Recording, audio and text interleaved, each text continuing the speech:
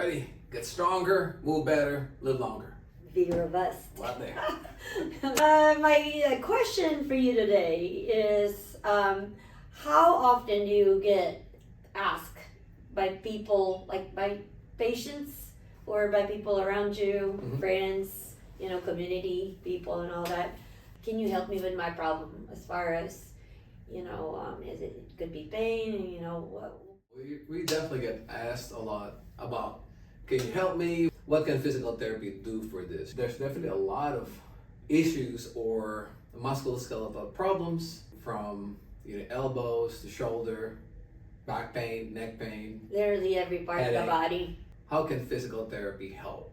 From chronic to acute pain, we even have some people that are suffering from progressive or autoimmune diseases that has some patterns, progressive, remitting,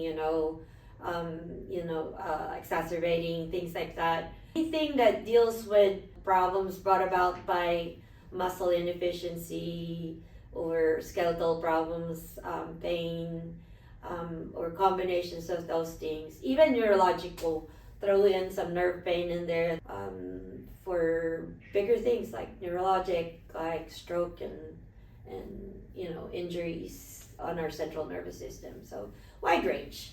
Yeah, the number one reason why people come into physical therapy, I think, as far as our patient population is concerned, is low back pain. A lot of people also will complain of shoulder, issues, shoulder problem. And also there's a significant amount of cases also ask us about their neck, and headache. Another one is the shooting pain coming from their, butt cheek, buttock, all the way down to the leg. That's pretty common. Neck pain that comes down or radiate down to their elbow or past the elbow, it goes to the hand and fingers. Those are the common cases or questions we get asked a lot about those. But also they will ask and come in about any type of musculoskeletal condition. People will come in and ask us about foot pain, about knee pain, knee problem. It is a huge topic as far as what can we do to help. So physical therapy can help, but how can you maximize the benefits of physical therapy? We enumerated about 6 of them. So let's start with number 1. I think choosing the right place to go to, doing your own research in what this physical therapy facilities can offer and how it could benefit your particular case. So Google search is very, very helpful, looking for reviews and all that. Number 1 is finding the right physical therapist. I will advise you guys to call the facility, talk to them. I think that's a good start. Our number 2, if you want to maximize your benefits of pretty much anything on what you do to improve your health or maximize benefits of physical therapy, consistency is the key. Some clients or some patients are very, very hesitant to go to physical therapy because back in the day, usually therapy, it's almost like everybody has to come 3 times a week, It's like it just became a practice. But nowadays, we do a thorough assessment on people, thorough examination and assessment, and based on what we see, we develop like how often you need to come, and we also consider, of course, the socioeconomic factors of a person is surrounded by. It may be financial, it may be the distance, it may be stress, hard to get out of work or your children or whatever, or just simply can't afford gas. So sometimes, people can afford to do the 3 times a week. That would be beneficial for their particular condition, or it could be that, since resources are a little limited, that we could agree, let's go see you once a week or once every 2 weeks. It's just important though to following a home exercise program. You could be consistent in performing on your own. Number 2 is attend the sessions. There's no shortcut to that. Just be here, just like what you said. It could be once a week, it could be twice a week, it could be 3 times a week, but make sure that you put in the work.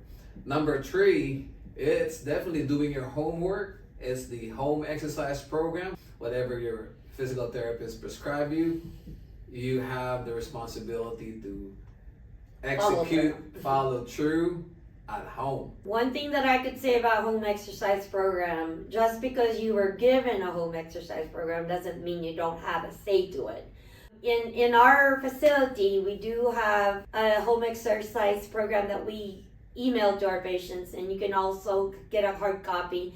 But on that home exercise program via email, you can set an account where you could open an app and see your home exercise program, and there would be videos of it. There's also a way to communicate with your therapist if you have any questions, any suggestions, any complaints about it. So, like I said, just because you've been told to do this exercises, one thing that I would like is feedback from the patients. Like, is it too easy? Is it too hard? Is it not appropriate for what your goals are? Things like that. So communication, as far as that goes, is very important to me. It's really creating a better health. I think lifestyle, that's our number 4. I don't think, physical therapy alone is enough. It should be more like a whole package thing. Creating a better health is on top of the list. So our number 4, or improving your lifestyle, aside from just attending physical therapy. Or doing your own exercise program. Yeah, and lifestyle could be, it's a big topic, I know, but what we encourage you to do is that, you do your physical therapy, but make sure to take care of your health. You don't want to go home and then, drink the sodas and all that kind of stuff. Those are really, maybe in rare occasions, but I'm going to totally avoid foods that will further cause inflammation. As far as lifestyle goes, you come to physical therapy, it's either you have a problem, pain, weaknesses, and all that. So you do want to promote good health, because that would just aid in healing, especially with post-surgical conditions, wound healing that needs to happen, bone healing, ligamental, if it is ligamental, whatever soft tissue, it's always good to push protein and stuff like that. So we also touch like sleep and all that is very important with healing. That's when we normally heal, is if you can get 7 hours or more of sleep at night, when our body's very quiet and not busy doing anything, that's when all the cellular level healing. Lifestyle is no smoking, no drinking. Yeah, that's right. That's right. Or just occasional for the drinking. Yeah. Smoking, I can say that there's shouldn't. Yeah. Our number 5 is what you recommended is to apply what you have learned in physical therapy. This is more like the progression part of things, where you use range of motion when your pain has declined, strength, when your strength has improved. Yeah. So this is where you have to apply what you've learned in physical therapy and translate that to functional activities, right?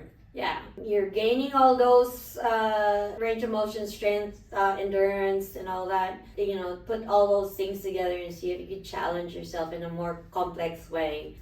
Put it together into functional ways.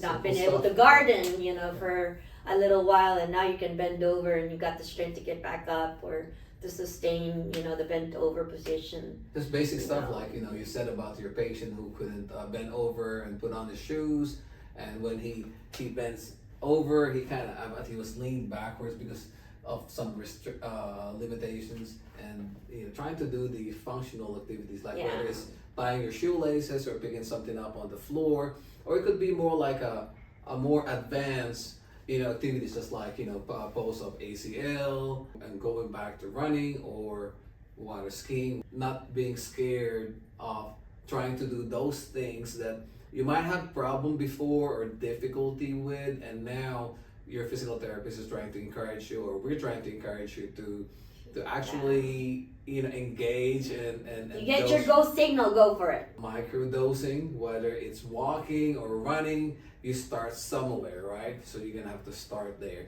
So you apply what you have learned in physical therapy, what you have gained in the real world. So make sure that we get to that next stage.